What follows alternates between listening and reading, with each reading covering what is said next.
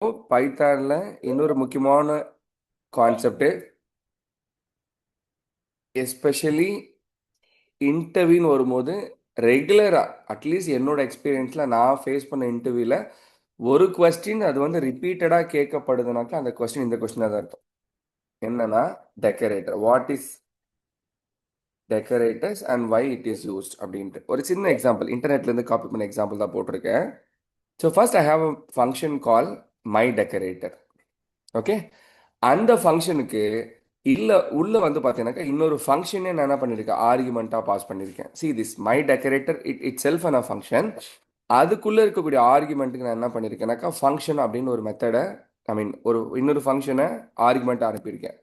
இதுக்குள்ளே என்ன இருக்குன்னு பார்த்தீங்கன்னாக்கா டெஃபினேஷன் ரேப்பர் அப்படின்னு ஒரு ஃபங்க்ஷன் வச்சுருக்கேன். அதில் வந்து பார்த்தீங்கன்னாக்கா சும்மா உங்களோட அண்டர்ஸ்டாண்டிங்காக something before the function runs போட்டிருக்கேன். அதுக்கப்புறம் ஃபங்க்ஷனை கால் பண்ணியிருக்கேன். அதுக்கப்புறம் திருப்பி இன்னொரு பிரிண்ட் பண்ணியிருக்கேன். இங்கே ரிட்டர்ன் ரேப்பர்னு கொடுத்துருக்கேன். அப்போ இந்த ரேப்பர் வந்து என்ன பண்ணுறேன், return wrapper. That means I'm calling this function, right? So beauty என்ன, I have another function say hello.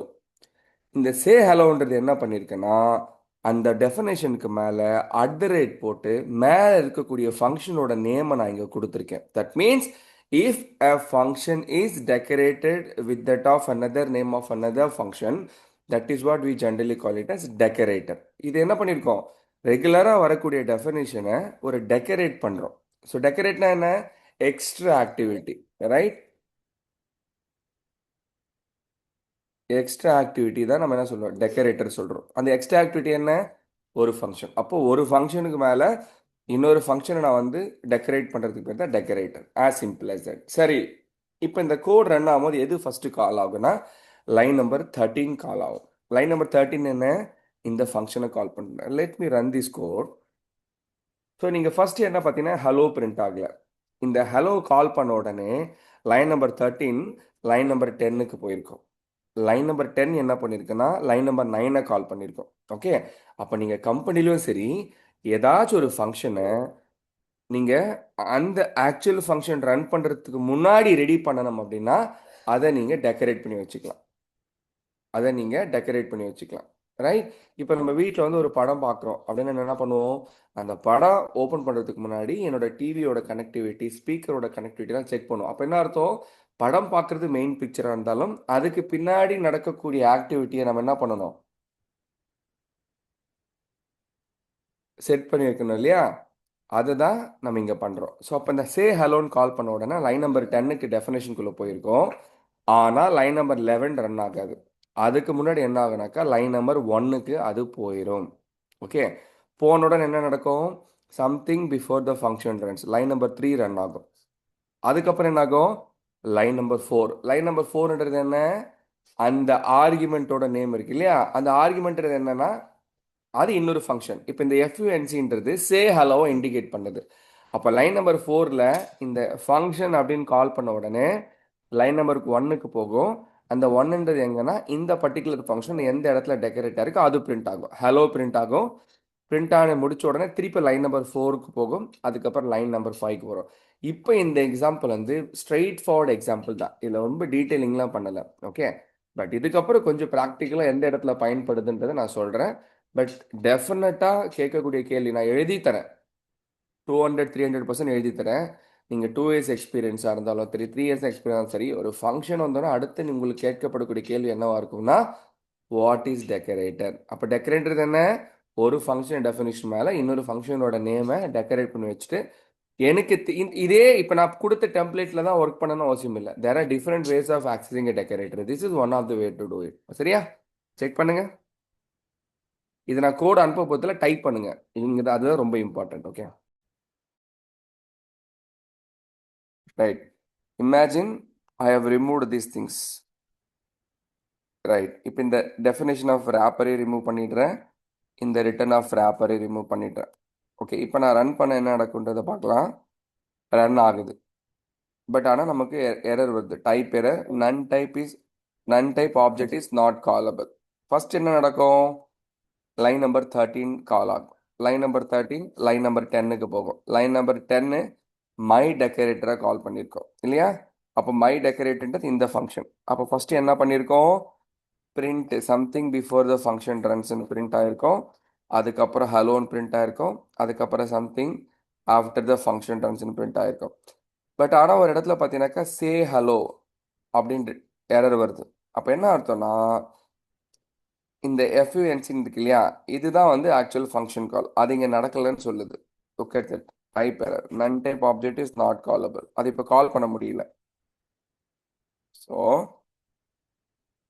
So இப்படி போட்டது என்ன நடக்கும், it does the proper calling. இப்போ ரைட் கிளிக் பண்ணி ரன் பண்ணுறேன். Look at that.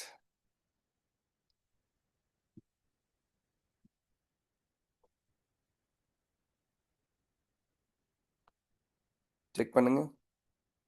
So the beauty of this function is not only about the execution, it's all about how it is getting executed. And the hierarchy நீங்க catch பண்ணணும். Alright. So now we seen the essence of decorator. இல்லையா?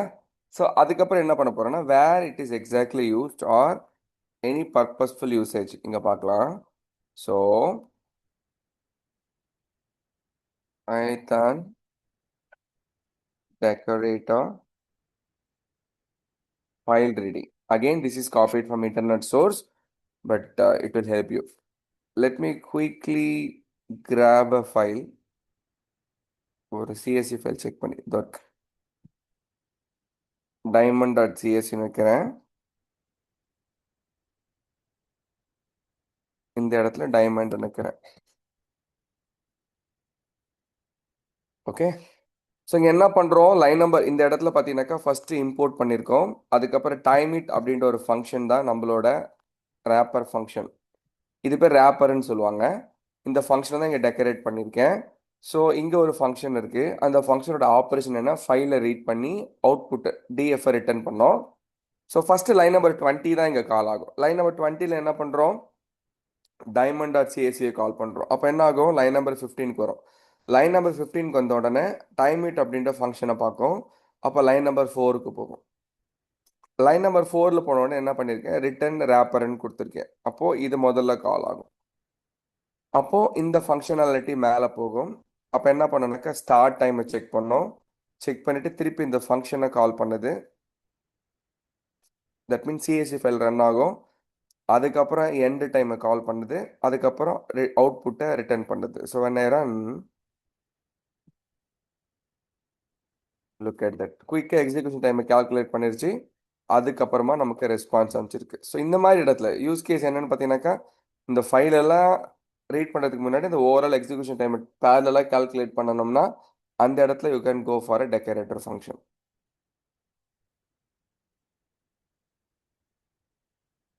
Check பண்ணுங்க.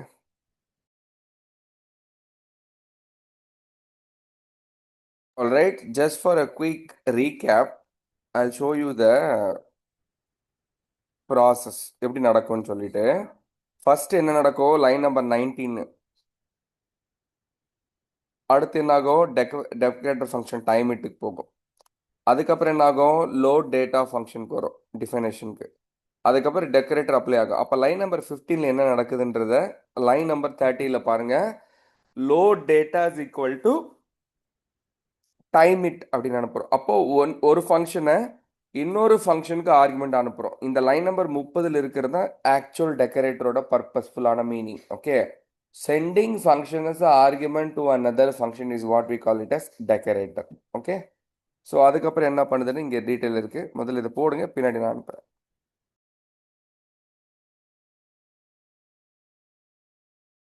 All right, let me add another example. இதை மட்டும் miss பண்ணிடாதீங்க. Okay, Python decorator file reading. இந்த file reading அதே மாதிரி ஒரு ஃபைல் தான், பட் கொஞ்சம் அட்வான்ஸ்டாக இருக்கும். நான் சாட்டில் போடுறேன்.